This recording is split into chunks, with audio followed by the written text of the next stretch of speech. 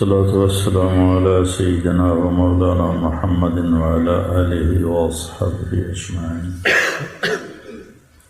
انسان کے علاوہ جتنی مخلوق ہے وہ زندگی سیکھے ہوئے ہوتے ہیں، زندگی کیسے گزاریں۔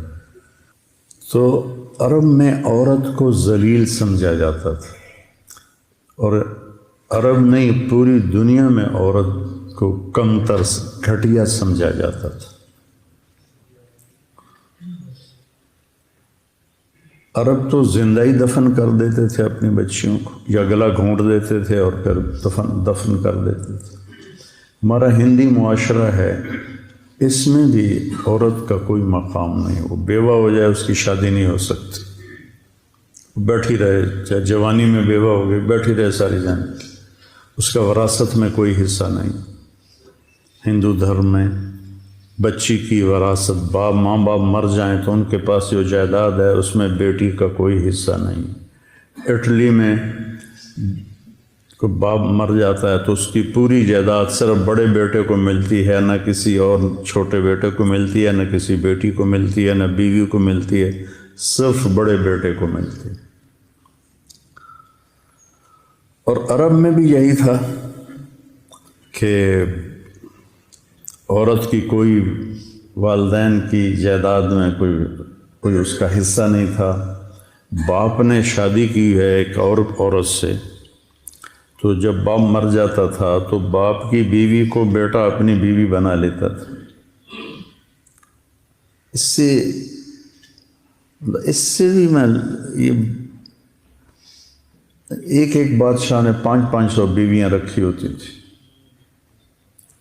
600 بیویاں رکھی ہوتی تھی۔ چنگیز خان کی 500 بیویاں تھیں، ابھی سوازی لینڈ کے بادشاہ کی 700 بیویاں تھیں۔ تو یہ ایک ظلم تھا، وہ 700 بیویوں کا حق کیسے ادا کرے گا؟ تو اسلام واحد دین ہے جس نے آ کر عورت کو عزت دی، مقام بخش، کسی بھی روپ میں ہو اس کو مقام بخشا ہے۔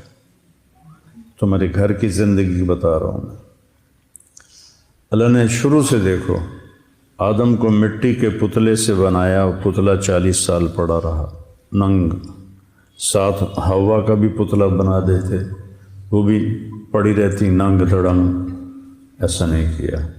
آدم علیہ السلام کو مٹی سے بنا کر روح ڈال کے کپڑے پہنا کے جنت میں ڈالا، اور حضرت حوا کو اس وقت پیدا کیا جب وہ سو گئے تھے، اور جب ان کی آنکھ کھلی تو ان کے ساتھ فل ڈریس میں، پورے لباس میں ایک عورت بیٹھی ہوئی ہے۔ اس عورت کا پتلا ننگا پڑا رہتا تو فرشتوں کو تو نہ عورت کی کشش ہے، نہ مرد کی کشش ہے، نہ ان کو کوئی نفسانی خواہش ہے، تو ان کے لیے کیا تھا؟ لیکن میرے اللہ نے شروع سے عورت کے لیے عزت سے اس کو وجود بخشا کہ اسے آدم کو سلا کے پیدا کیا اور پورے لباس میں پیدا کیا۔ تو آدم علیہ السلام نے پوچھا یہ کون ہے؟ تو آپ نے فرمایا یہ تیری بیوی ہے۔ تو پہلا رشتہ بیوی کا قائم ہوا۔ تو چونکہ بیویوں کو مارتے تھے، طلاق دے کے پھر رجوع کر دیتے تھے، طلاق دے کے 10 دفعہ طلاق دیتے، 10 دفعہ روک لیتے، اور غیرت کے نام پر تو قتل آج بھی ہو رہے ہیں۔ لڑکا زنا کرے تو کوئی بات نہیں، لڑکی سے یہ گناہ ہو جائے تو ذبح کر دیتے۔ جب دریائے راوی بہتا تھا، میرا گاؤں دریائے راوی سے 3 کلومیٹر ہے، زیادہ سے زیادہ، ایسے سیدھا جائیں تو سڑکوں کے بغیر، کتنی بچیاں اس میں بہا دی گئیں گلے کاٹ کے۔ اور بیٹا الو کا پٹھا ساری زندگی زنا کرتا ہے، تو کہتے ہیں جی چھوڑ چھک کریں، کوئی نہیں چھوڑ چھک کریں۔ وہ لڑکی بھی تو ایک انسان ہے نا، ایک بشر ہے، اس سے بھی تو خطا ہو سکتی ہے۔ شک پڑ جائے تو مار دیتے ہیں، صرف شک پڑ جائے قتل کر دیتے۔ تو اللہ تعالیٰ نے ہمارے نبی کو 11 شادیاں کروائیں. ما تزوجت وما زوجت الا بوحی من السماء نزل به جبریل. میں نے جہاں شادی کی، میں نے جہاں بیٹی کی شادی کی، پہلے آسمان سے جبریل آئے اور ان کے اللہ کا حکم لے کر آئے، پھر میں نے شادی کی. تو آپ نے 11 مختلف مزاج کی بیویوں سے حسن سلوک کر کے دکھایا.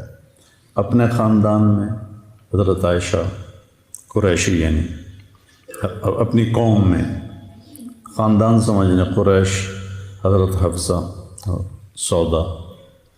اپنی قوم میں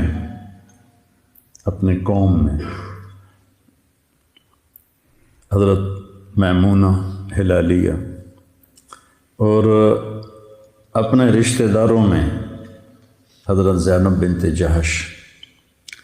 عربوں سے باہر حضرت صفیہ. غیروں میں شادی کی، قوم میں شادی کی، برادری میں شادی کی، خاندان میں شادی کی. چھوٹی عمر سے شادی کی حضرت عائشہ، بڑی عمر سے شادی کی حضرت خدیجہ، برابر عمر میں سے شادی کی حضرت سودا. عمر کے لحاظ سے یہی 3 نسبتیں بنتی ہیں، چھوٹی ہو، برابر ہو، بڑی ہو. تو چھوٹی عمر کی حضرت عائشہ اور بڑی عمر کی حضرت خدیجہ اور برابر عمر کی حضرت سودا. پھر مالدار ہو حضرت خدیجہ، فقیر ہو جیسے حضرت صفیہ باندی بن کے آئیں،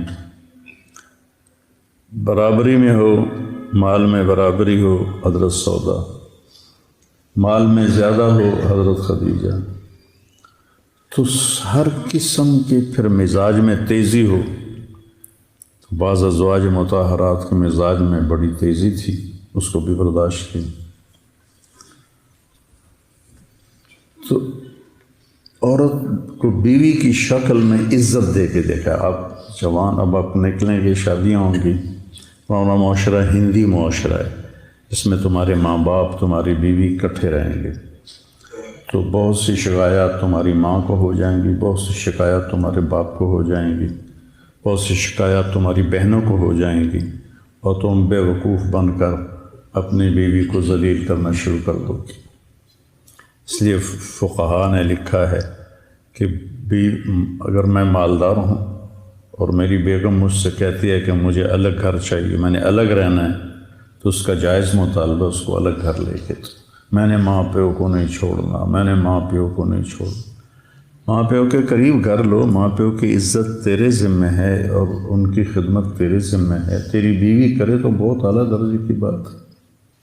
اس کی سکت نہیں ہے کرائے پر لے کر لے، اس کی سکت نہیں ہے تو اس کو گھر میں ایک الگ ایک کمرہ، ایک ٹوائلٹ اور ایک کچن، یہ 3 چیزیں اس کو لے کے دینا اس لڑکے کے ذمہ. اگر اس کی بھی ہمت نہیں ہے تو پھر سارا سال روزے رکھو، تسبیح پڑھو، تبلیغ میں سال کی بجائے 3 سال لگاؤ، لیکن کسی کی بیٹی کو خراب نہ کرو. بیویوں کو اپنے ایک شخص آیا، صحابی ہے، یا رسول اللہ آپ کی ضیافت ہے. آپ نے کہا عائشہ میرے ساتھ جائے گی. کہنے لگے نہیں، آپ اکیلے ہیں. آپ نے کہا میں نہیں آتا. آپ یہ جرات کر سکتے؟ اپنے دل استفت قلبک، اپنے دلوں سے پوچھو، قلبک، اپنے دلوں سے پوچھو.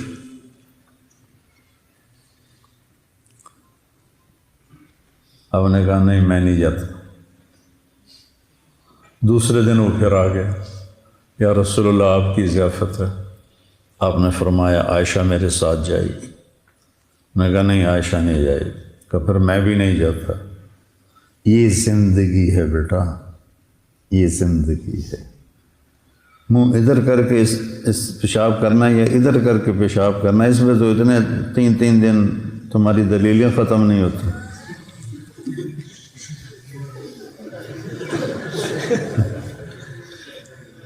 اور جہاں پہ تمہاری زندگی نے بننا ہے وہ تم نہ سنتے ہو، نہ پڑھتے ہو، نہ بولتے ہو۔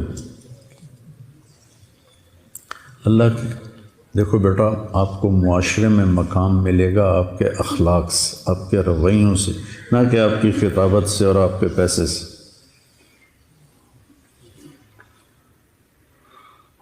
تیسرے دن وہ پھر آ گیا، کہنے لگا یا رسول اللہ آپ کی ضیافت ہے۔ آپ نے کہا عائشہ میرے ساتھ جائے گی۔ نے کہا نہیں عائشہ نہیں، کہا عائشہ میرے ساتھ جائے گی۔ کہا اچھا چلو عائشہ کو بھی لے آؤ۔ پھر آپ گئے اس کے یہاں کھانا کھانا۔ اب یہ بیٹیوں کا معاملہ دیکھو کہ حضرت فاطمہ رضی اللہ عنہ تشریف لاتی ہیں، آپ کھڑے ہو جاتے ہیں اور آگے بڑھتے ہیں۔ اس جگہ تھا آگے بڑھتے تھے اور ہاتھ یہاں سے پکڑ کے ایسے ہاتھ کو چومتے تھے، پھر پہلے بیٹی کو بٹھاتے تھے، پھر خود بیٹھتے تھے، کبھی دائیں طرف بٹھاتے تھے، کبھی بائیں طرف بٹھاتے تھے۔ آپ چارپائی پہ بیٹھے ہیں، آپ زمین پہ بیٹھے ہیں، آپ ایک چھوٹی سی کرسی بھی تھی آپ کے کمرے میں، آپ اس کرسی پر بیٹھے ہیں، جو ہی فاطمہ رضی اللہ عنہ تشریف لاتی آپ کھڑے ہو جاتے اور ان کو آگے بڑھ کے ان کو استقبال کرتے۔ تو اس سے بیٹی کا دل کتنا بڑا ہو جاتا ہو۔ میری بیٹیاں جڑواں ہیں، ایک لاہور میں ایک یہاں ہے، تو جب وہ آتی ہیں تو میں ان کے لیے کھڑا ہو جاتا ہوں، میرے سر میں درد نہ ہو اور تکلیف نہ ہو، کھڑا ہو جاتا ہوں، ان کا ہاتھ پکڑتا ہوں، ان کو پیار کرتا ہوں، پھر ان کو بٹھاتا ہوں کہ اس سے میری بچیوں کا دل اتنا بڑا ہو جاتا۔ یہ وہ کام ہے جن کے کرنے سے آپ بڑے آدمی بنیں گے۔ جب اللہ تمہیں قبول کرے گا تمہیں بولنا بھی سکھا دے گا۔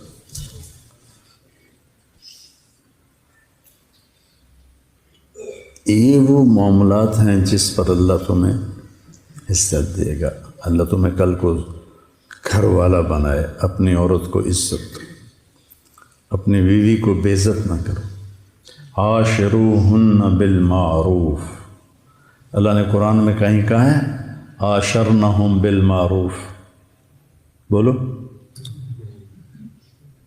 اے عورتوں عاشرنہم بالمعروف، کس سے کہا ہے؟ عاشروہن بالمعروف عسیٰ ان تکرہوا شیئا ویجعل اللہ فیہ خیرا کثیرا۔ تو اللہ ہمیں کہہ رہا ہے دیکھو عورت کمزور ہے، اس کے اندر صبر بھی تھوڑا ہے، حوصلہ بھی تھوڑا ہے، طاقت بھی تھوڑی ہے۔ اب انہوں نے کہا یا انجش قواریر، جب انہوں نے حدیب وہ گانا ہے اونٹوں کے لیے جس پر وہ مست ہو کے دوڑتے ہیں، تو جب تیز دوڑنے کا یا انجشت و قواریر، نازک عورتیں بیٹھی ہوئی ہیں۔ اور اس کا ایک مطلب میں لیتا ہوں اپنے ذوق سے، کہیں پڑھا نہیں، کہ یا انجشت و قواریر، شیشہ جب ٹوٹ جاتا ہے تو جڑتا نہیں۔ تمہارے غلط رویوں سے جب بیوی کا دل ٹوٹے گا پھر موت تک نہیں جوڑ سکو۔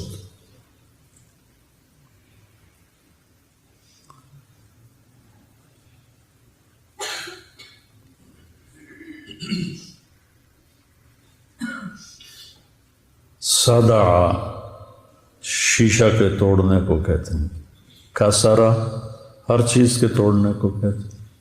استعمال شیشے پر بھی ہو جاتا ہے، لیکن صدع اس توڑنے کو کہتے ہیں جو جڑ نہ سکے۔ صدع فاصدع بما تؤمر، ایسی ضرب لگا کہ پھر ساری زندگی کفر جمع نہ ہو سکے، اکٹھا نہ ہو سکے، جڑ نہ سکے۔ عبید رضی اللہ عنہ یہ آیت پڑھ رہے تھے کہ رحمت اللہ علیہ تابعی ہیں، ایک بدو گزر رہا تھا، جب اس نے یہ آیت سنی تو اونٹ سے نیچے گر گیا اور سجدے میں پڑ گیا۔ تو انہوں نے پوچھا کیا کر رہے ہو؟ کہا اس کلام کو سجدہ کر رہا ہوں۔ فاصدع بما تؤمر، وأعرض عن المشركين انا کفیناک المستہزئین۔ صدع شیشہ کے توڑنے کو کہتے ہیں، چونکہ شیشہ صدع اس توڑنے کو کہتے ہیں جس کے بعد وہ چیز جڑ نہ سکے۔ تو اللہ تعالیٰ ہمارے نبی کے درجے بلند فرمائے، آپ کی زندگی کا ہر پہلو آپ کے چچا نے آپ سے کہا تھا فصدع بامرک، انہوں نے فصدع بما تؤمر سے لیا ہوگا غالباً، فصدع بامرک لم تصبک صبابۃ ولقد صدقت وکنت قبل امینا۔ تو اللہ تمہیں گھر والا بنائے تو اپنی بیوی کو عزت، اللہ نے یہ مقام رکھا ہے۔ من آیاتہ ان خلق لکم من انفسکم ازواجا لتسکنوا الیہا وجعل بینکم مودۃ ورحمہ ان فی ذلک لآیات لقوم یتفکرون۔ کسی رشتے کو اللہ نے یہ نہیں کہا کہ یہ میری نشانی ہے، خاوند اور بیوی کے رشتے کو میری نشانی ہے۔ کسی رشتے میں محبت اور ہمدردی کو نہیں ڈالا، اس رشتے میں محبت اور ہمدردی کو ڈالا۔ ہمارے ایک سے بھائی شریف صاحب کشتی والے، ان کی بیوی فوت ہو گئیں، تو میرے بڑے دو مہربان تھے، بزرگ تھے میرے لیے، تو وہ تو کہنے لگے مولانا ہم رائمنڈ سے جوڑ سے آ رہے تھے تو راستے میں ٹائر کا، تو سارے ساتھی پریشان، جلدی کرو جلدی کرو جلدی کرو جلدی ٹائر بدلو۔ کہ میں آرام نال بیٹھا سی، میں کہ میں کدے کول جانا، کدہ نال ہی جانا ہے، جا کے بیوی نہیں تھی، دیواروں کے ساتھ ہی بیٹھنا ہے جا کے، مجھے جلدی کیا ہے، مجھے کوئی جلدی نہیں۔ یہ بہت اعلیٰ رشتہ ہے۔ پھر یہ بیٹی کا رشتہ آپ کے سامنے ہے۔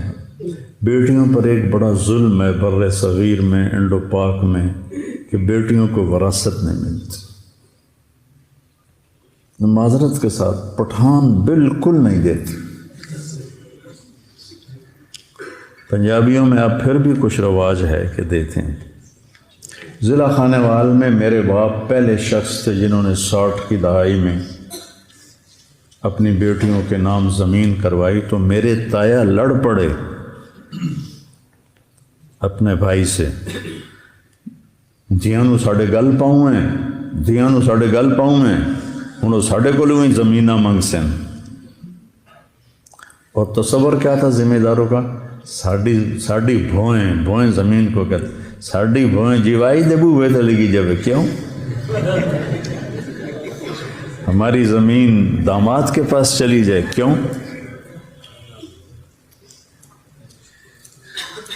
سندھ میں بالکل نہیں دیتے، بلوچستان میں بالکل نہیں دیتے، نہ سندھی، نہ بلوچی، نہ پٹھان، نہ پنجابی۔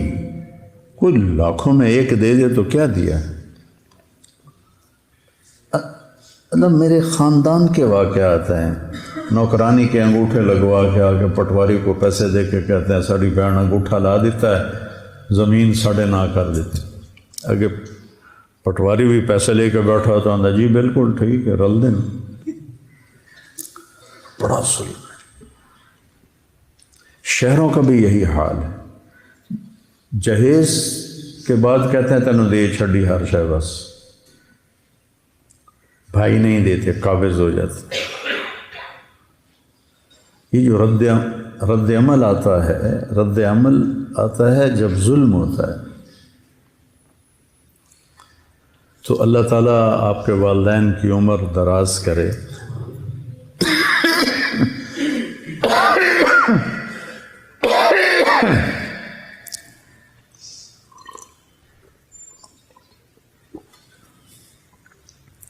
وراثت ماں باپ کے مرنے کے بعد ہوتی ہے۔ ایک یہ بھی میری نصیحت یاد رکھنا، اللہ تمہیں صاحب جائیداد کرے تو اللہ نے موت کے بعد تقسیم رکھی، تقسیمیں کر دو تاکہ اولاد میں جھگڑا نہ ہو، لیکن قبضہ اپنے پاس رکھو، ورنہ تمہیں اولاد ہی فارغ کر کے یتیم خانے بٹھا کے آ جائیں گے۔ ایسے کتنے واقعات ہیں، وراثت ہے موت کے بعد۔ تو ہمارے ہاں اور عربوں میں اس وقت بیٹی کے لیے کوئی حصہ نہیں تھا، تو قرآن کی آیت سن، جب آپ نے کہا تعلم المیراث فإنہ نصف العلم، تعلم الفرائض فإنہ نصف العلم، اور واحد حکم ہے جو اکٹھا آیا ہے ایک ہی جگہ پر، پھر دوبارہ کہیں نہیں آیا، کہ اس کی ساری کلیات جزیات کو اللہ نے ایسے جمع کر کے بریکٹ میں بند کر دیا۔ اب آپ دیکھو کہ لڑکی کو تو حصہ ملتا نہیں، حصہ ملتا ہے لڑکے کو، تو ہونا چاہیے تھا للانثی مثل نصف حظ الذکر، کیونکہ لڑکوں کو ملنا معروف ہے، ٹھیک ہے، اور لڑکی کو دیتا کوئی نہیں، اس لحاظ سے قرآن کہتا للانثی مثل حظ نصف الذکر، لیکن قرآن نے سوال اٹھایا جیسے لڑکوں کی جائیداد میں کوئی حصہ ہی کوئی نہیں، تو اس لفظ اس آیت سے ایک سوال پیدا ہوتا ہے کہ لڑکے کا جائیداد میں حصہ ہے، سبحان اللہ، لڑکے کا جائیداد میں حصہ ہے۔ اور قرآن کا اسلوب دیکھو کہ کیا خوبصورت انداز میں اللہ نے بیٹی کی عظمت کو اور اس کی حیثیت کو قائم کیا، کہ کیا لڑکے کا قرآن میں وراثت میں حصہ ہے؟ تو اللہ کہتا ہے، کہ اللہ کتنا ہے؟ کہ جتنا دو لڑکیوں کا ہے اتنا ایک ہے، للذکر مثل حظ الانثیین، سبحان اللہ، کیا کمال۔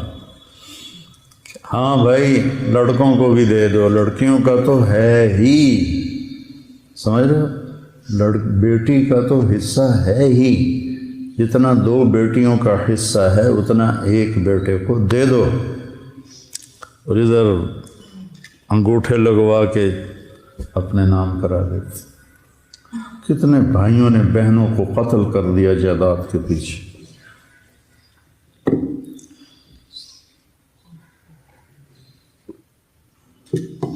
پھر اللہ نے کہ نبی نے فرمایا، اللہ نے جس کو دو بہنیں دیں یا دو بیٹیاں دیں، اس نے ان کو عزت کے ساتھ شادی کی تو وہ جنت میں داخل ہو۔ کسی کی بیٹی ہوتی، میرے بھائی اور میرے والدہ اور تایا، ان کی بہن کوئی نہیں تھی، تو میری بھی دو بہنیں تھیں اور میرے تایا کی بھی دو بیٹیاں تھیں، تو میرے تایا نے حصہ نہیں دیا، میرے باپ نے حصہ دیا۔ وہ اپنے اس معاشرت سے مجبور ہو گئے۔ میرے باپ مولانا احمد علی لاہوری رحمۃ اللہ علیہ سے بیعت ہو گئے تھے، پہلے پرویزی تھے، بہت بڑے خطیب تھے، فارسی اردو کے بڑے ماہر تھے، 1944 میں BA کیا تھا۔ تو باقی سارا ان پڑھ ماحول تھا، پتہ نہیں میرے دادے نو کتوں خیال آیا کہ میں پتر پڑھاونا۔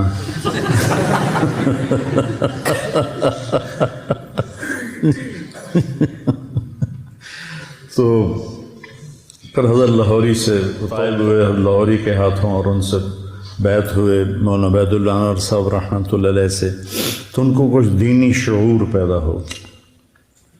آپ نے فرمایا جس کو پہلے بیٹی کا 3 بیٹیاں دیں تو وہ جنت میں انا و ہوا کہاتین، کہ وہ اور میں جنت میں ایسے ہوں گے۔ ایک نے پوچھا 2 ہوں، تو آپ نے کہا کہاتین، اس طرح ہوں، کہ ایک بیٹی کی شادی کرے کہاتین، ایسے ہی ہے۔ 10 بیٹوں کی شادی کرو، جنت کا بھی وعدہ نہیں۔ 10 بیٹوں کی شادی کرو، جنت کا بھی وعدہ نہیں ہے۔ ایک بیٹی کو عزت سے ڈولی میں بٹھا دو تو جنت کا وعدہ ہے۔ کہ جس کے ہاں بیٹی پیدا ہوتی ہے، سب سے پہلے وہ خود بچی، وہ لڑکی جس کے ہاں بیٹی پیدا ہوتی، وہ ڈپریشن کا شکار ہوتی ہے کہ اب مجھے کیا کہیں گے سسرال والے کہ بچی پیدا ہوگی۔ جو عام ماحول ہے، ہر گھر میں اللہ کا فضل ہے، ایسا نہیں ہے، لیکن جو 90-95% ہے، میں نے اسی کی بات کرنی۔ پھر دوسرا اس کو خوف ہوتا ہے میری ساس کیا کہے گی، ہم دینا دھی جم چھڑ دی۔ ایک بچی میرے پاس آئی اپنی بیٹی کو لے کر کے، جی میرے خاوند نے مجھے طلاق دے دی ہے کہ میری بیٹی پیدا ہوئی۔ یہب لمن یشاء اناثا، جب اللہ نے نعمت کو ذکر کیا تو پہلے بیٹیوں کا ذکر کیا، بیٹوں کا ذکر نہیں کیا۔ یہب لمن یشاء اناثا، اللہ نے اپنے نبی کو بیٹیاں دی، 2 بیٹے دے کے اٹھا لیے، اور آپ نے کہا میری نسل، میرا عصبہ میری بیٹی فاطمہ ہے۔ کتنے بڑے فخر کی بات۔ دیکھو میں تمہیں زندگی کا وہ سبق سنا رہا ہوں جو انتہائی اہم ہے اور بہت مشکل ہے، چونکہ ماحول میں نہیں ہے۔ تم یہاں سے میرے نبی کی زندگی سیکھ کے جاؤ، تمہیں کچھ بھی نہ آئے لیکن میرے نبی کی زندگی آ جائے۔ سکھریت روش منصورینو ان ٹھپرک کنز قدورینو، ہادی نہ سمجھ ہدایہ کافی نہ سمجھ کفایہ، کر پرز شرع وقایا، یہ دل قرآن کتاب ہے۔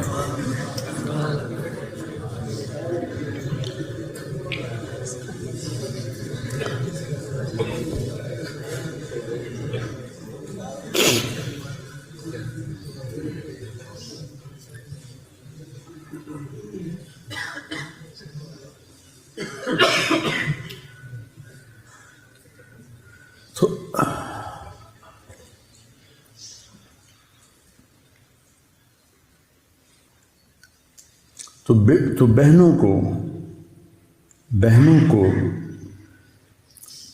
والدین، اللہ سب کی عمر لمبی کرے، ہمارے چلے گئے، ہر ایک کے چلے جاتے ہیں، وہ چلے جائیں تو ان کو ناپ تول کے والد اور والدہ کی وراثت میں سے حصہ دینا۔ یہ تو چوری بن جاتی ہے۔ اب چور ہے وہ بندہ جس نے بہنوں کا حصہ چرایا ہوا ہے۔ مولانا جمشید صاحب رحمۃ اللہ علیہ کے پاس شہد کی ایک بوتل لے کر گیا، 10 روپے کی بوتل آتی تھی شہد کی اس وقت، اور وہ شہد مفت تھا، میں نے اپنے باغ سے اتارا تھا، تو میں نے آ کے پیش کیا، کہنے لگے کہاں سے لائے ہو؟ میں نے کہا جی میرے اپنے باغ کا ہے۔ مجھ سے کہنے لگے تمہارے باپ نے اپنی بہنوں کو زمین میں سے حصہ دیا تھا؟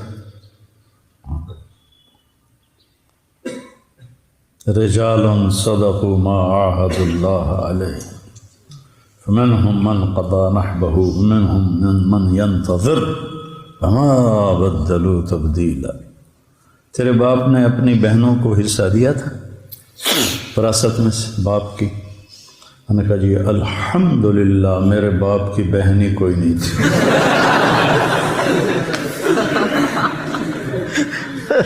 دو بھائی تھے، صرف بہن ہوتی تو شاید نہ ہی دیتے، کتنے دے ہونا ہے اس لیے پتہ ہی کوئی نہیں کسی نے۔ کہنے لگے اچھا، داڑھی ایسے پکڑا، اچھا تو تیرے دادا نے اپنی بہنوں کو حصہ دیا تھا؟ میں نے کہا جی میں اس وقت پیدا ہی نہیں ہوا۔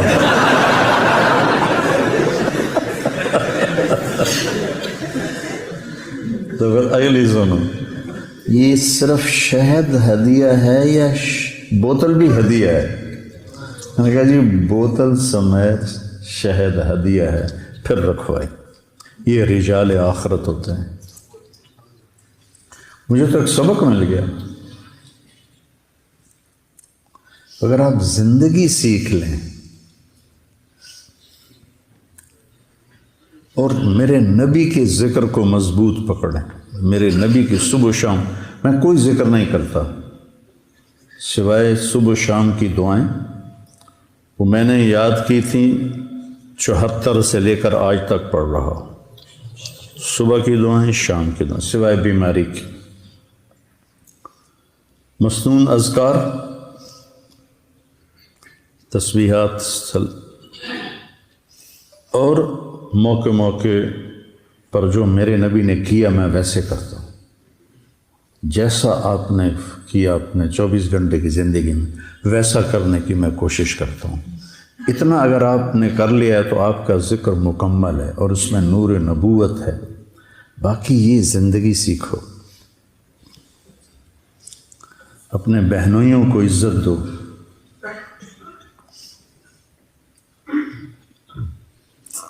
تمہاری بہن سے تمہارے ماں باپ کی نسل کا اس میں حصہ ہے۔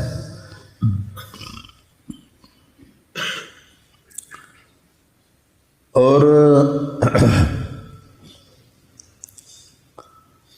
ماں بن جائے تو اللہ کہتا ہے قدموں تلے جنت ہے۔ ایک صحابی ہے، ارید ان اجاہد، میں جہاد کرنا چاہتا ہوں۔ احی والدک، ماں باپ زندہ ہیں؟ کہا جی، کفیہ ففیہ ما فجاہد، جب ماں باپ کی خدمت کرتے رہے یہی جہاد ہے۔ آپ جہاد کے سفر میں تھے، ایک نوجوان بڑا خوبصورت بکریاں چرا رہا تھا۔ حضرت عمر کہنے لگے کہ کبھی یہ جہاد میں ہوتا؟ تو آپ نے کہا عمر تو نے تو جہاد کو بڑا مختصر کر دیا، بہت تنگ کر دیا۔ آپ نے کہا بیٹا ادھر آؤ، کیا کرتے ہو؟ تمہاری کوئی ذمہ داری ہے؟ کہا جی میری ایک بوڑھی ماں ہے، اس کی خدمت کرتا ہوں، یہ بکریاں چراتا ہوں۔ کہا جا تو جہاد کر رہا ہے۔ حضرت ابو ہریرہ نے مسجد میں جہاد کی تیاری کے لیے جماعت بن رہی تھی، وہ گھر آئے اور ہتھیار اٹھائے۔ ماں نے کہا کدھر جا رہے ہو؟ کہا میں جہاد پہ جا رہا ہوں۔ کہ میں اکیلی ہوں، میرا کوئی بھی نہیں، تو جہاد پہ جا رہا ہے؟ کہا نہیں میں نے بڑی ترغیب سنی، میں جا رہا ہوں۔ تو ماں نے کہا تجھے میرے دودھ کا واسطہ، یہ ماؤں کا ایک ہتھیار ہوتا ہے نا، تجھے میرے دودھ کا واسطہ نہ جا۔ کہا نہیں میں نے جانا ہے۔ تو ان کے پہنچنے سے پہلے انہوں نے پیغام بھجوا دیا اللہ کے نبی کو۔ جب ابو ہریرہ ہتھیار سجا کر آئے تو آپ نے ان کو دیکھ کر یوں منہ پھیر لی، اور یہ آپ کی پکی نشانی تھی کہ جب آپ کسی پہ ناراض ہوتے تھے تو اس کو دیکھ کر یوں منہ پھیر لیتے۔ ہماری ناراضگی ہوتی ہے بھی اگلے دے ایک واری تک کھل لا دے،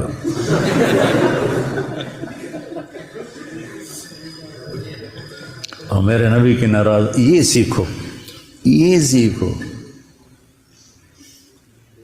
یہ سیکھو۔ دیکھا تو آپ نے یوں منہ پھیر لیا، تو ان کو پتہ چل گیا آپ ناراض ہیں۔ سامنے یا رسول اللہ آپ ناراض ہیں؟ اس وقت آپ غصے میں بولے تیری ماں نے تجھے دودھ کا واسطہ دیا، تو پھر اسے چھوڑ کے آ گئے، واپس چلا جا، مجھے تیرے جہاد کی کوئی ضرورت نہیں۔ حضرت علقمہ کی بیوی نے پیغام بھجوایا کہ علقمہ سکرات میں ہیں، کلمہ نہیں پڑھا جا رہا۔ ہمارے نبی تیزی سے گئے، دیکھا تو آگے وہ صحابی یہاں گنہگار سے گنہگار لوگ، ایک اداکار تھا، ہر عیب اس میں تھا، ہر عیب، ہر برائی، اور ڈرامہ کرتے ہوئے ہارٹ اٹیک ہوا سٹیج پر، کتنی بری اور غفلت کی جگہ پر، اور وہ گرا تو نے کہا لا الہ الا اللہ محمد رسول اللہ، اور اس کو اٹھا کے پیچھے لے گئے، اور وہ کلمے کو اعلان کر رہا تھا، اور پڑھتے پڑھتے انتقال ہو گیا۔ من کان آخر کلامہ لا الہ الا اللہ، بولو۔ یہ صحابیوں کے کلمہ نہیں پڑھا جا رہا، تو آپ تشریف لائے، آپ نے کہا قل لا الہ الا اللہ، کہا لا اقدر، نہیں پڑھا جاتا۔ پھر آپ نے پوچھا کون زندہ ہے اس کے ماں باپ میں؟ کہا جی والدہ زندہ ہے۔ ناراض ہے؟ کہاں؟ تو آپ نے پیغام بھیجا ام علقمہ میں آ جاؤں کہ تم آتی ہو؟ کہا جی میں آ جاتی ہوں۔ وہ آئیں تو آپ نے کہا علقمہ سے ناراض ہو؟ اب یہ دھیان سے سننا۔ کہا جی ناراض ہوں۔ کیوں ناراض ہو؟ کہا یا رسول اللہ اس کے دین کا گلہ کوئی نہیں ہے، بہت نیک ہے، راتوں کو اٹھ کر نمازیں پڑھتا ہے، دن میں روزے رکھتا ہے، قرآن کی تلاوت کرتا ہے، میری ناراضگی ہے کہ مجھ سے بدتمیزی سے بات کرتا ہے، بدتمیزی سے بات کرتا، صرف بدتمیزی سے بات کرنے پر کلمہ صحابی کا رک گیا، باقی ماؤں کو دھکے دے کر کہاں سے نجات پائیں گے؟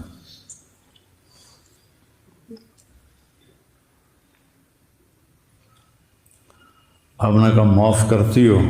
کہا نہیں میرا دل نہیں کرتا۔ آپ نے کہا میں بلال سے کہوں لکڑیاں اکٹھی کر کے اس کو آگ لگا دے پھر سفارش کرو گی؟ کہا ہاں جی پھر تو میں کروں گی، اگر تو نے معاف نہ کیا تو یہ اللہ کی آگ میں جلے گا۔ پھر کہا جی پھر میں معاف کرتی ہوں۔ آپ نے کہا قل لا الہ الا اللہ، ان کی زبان سے لا الہ الا اللہ نکلا اور جان نکل گئی۔ پھر آپ نے ان کا جنازہ پڑھایا، ان کے دفن میں شریک ہو کر آپ نے اعلان کیا کہ جس نے ماں باپ کو ستایا، من عق والدیہ فعلیہ لعنۃ اللہ والملائکۃ والناس اجمعین لا تقبل صلاتہ ولا صیامہ ولا صدقتہ۔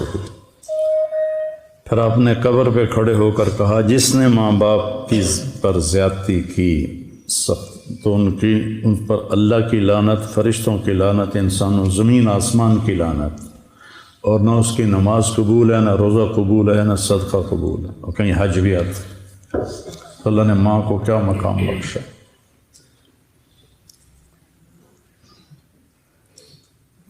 تو یہ بات میرے پاس ایک رحم دین تھا، فوت ہو گیا، غریب آدمی تھا، 2 ایکڑ زمین تھی اس کی، میرے پاس اپنے بیٹے کو لے کر آیا، ایک مدرسے سے فارغ ہو کر آیا تھا۔ مجھ سے کہنے لگا مولانا صاحب اے میرا پتر پڑھیا تو ہے پر کڑیا کوئی نہیں۔ ہاں پنجابی کی فصیح مثال ہے، اے میرا پتر پڑھیا تو ہے پر کڑیا کوئی، پڑھ تو گیا ہے سیکھا کچھ نہیں۔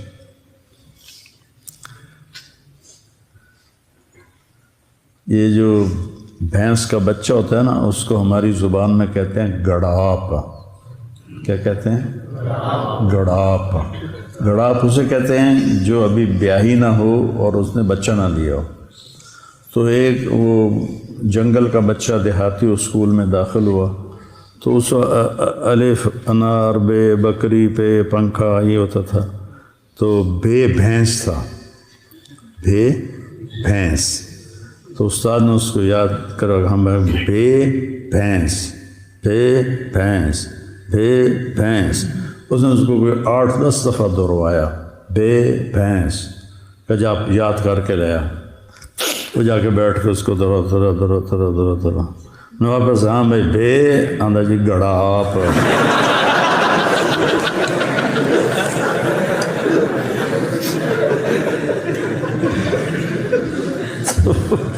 تم لوگ پڑھتے ہو پر کرتے نہیں، وہی گڑاب پہ اڑے رہتے ہو۔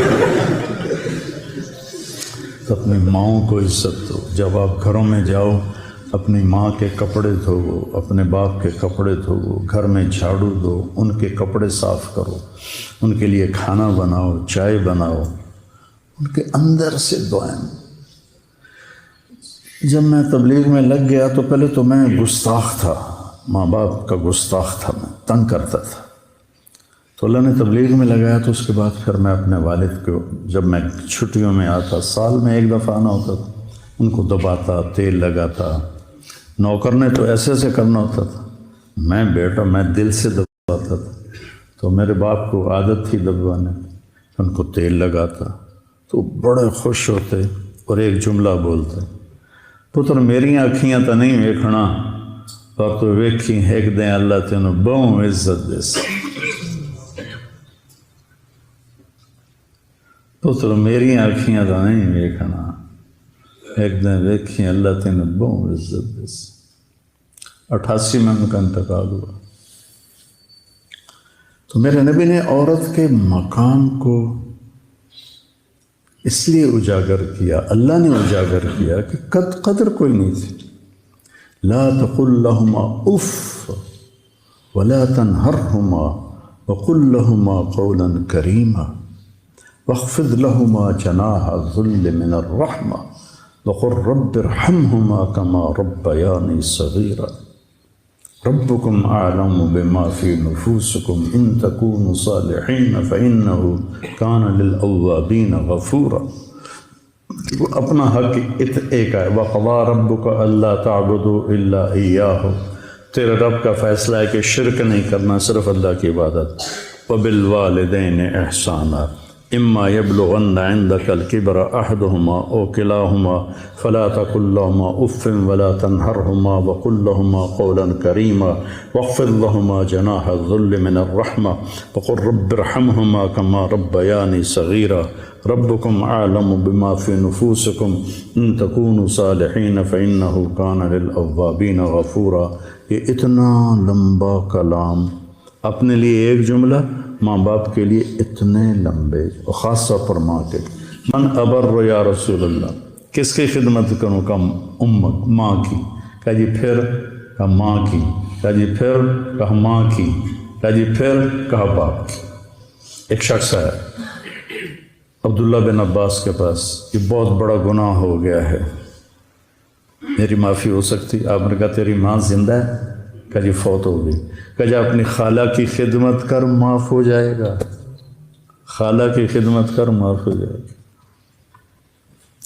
تو بچوں، آج میں نے زندگی کا ایک باب آپ کے سامنے پیش کیا ہے، زندگی کا، اور اللہ نے مجھے توفیق دی، جب سے سن 2000 سے اللہ نے مجھے اس شکل کے بنانے کی توفیق دی، میں اس میں نبی کی زندگی کا رنگ بھرتا رہا ہوں اور بھرتا رہوں گا حتیٰ القی اللہ، یہاں تک کہ میری اللہ سے ملاقات ہو جائے۔ باقی فقہ اور مقابلے، مجادلے، مناظرے، یہ اس سے نہ میری جنت کا تعلق ہے نہ میری جہنم کا تعلق ہے۔ جس راستے پہ چل رہے ہیں اہل حق ہے، آرام سے چلو، دوسرے جو چل رہے ہیں وہ بھی صحیح ہیں، ان کو چلنے دو، خود بھی چلو۔ ہمارا مثال یہ بن گئی، نہ کھیڈنا نہ کھیڈن دیونا، تو خود بھی کھیلو، اوروں کو بھی کھیلنے دو۔